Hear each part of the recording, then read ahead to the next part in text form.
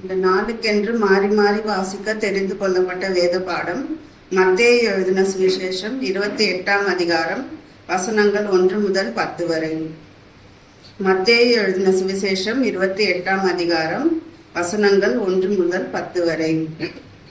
ஓய்வு நாள் முடிந்து வாரத்தின் முதலாம் நாள் விடிந்து வருகையில் மகதலேனா மரியாளும் மற்ற மரியாளும் கல்லறையை பார்க்க வந்தார்கள்.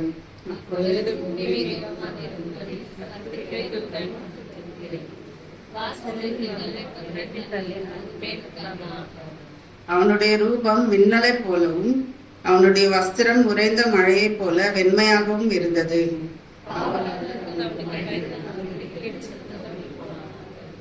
தூதன் அந்த ஸ்திரீகளை நோக்கி, நீங்கள் பயப்படாதிருங்கள், சிலுவையில் அறையப்பட்ட இயேசுவை தேடுகிறீர்கள் என்று அறிவேன்.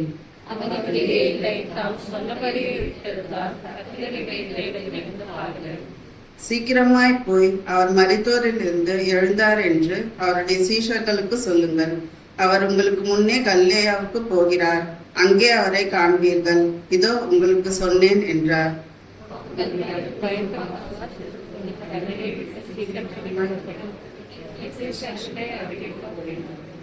அவர்கள் அவருடைய சீஷர்களுக்கு அறிவிக்க போகிற போது இயேசு தாமே அவர்களுக்கு எதிர்பட்டு வாழ்க என்றார். அவர்கள் கிட்ட வந்து அவர் பாதங்களை தழுவி அவரை பணிந்து கொண்டார்கள். கடைசி வசனம் அனைவரும் சேர்ந்து வாசிப்போம்.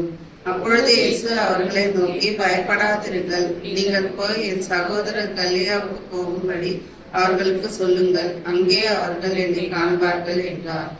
அனைவரும்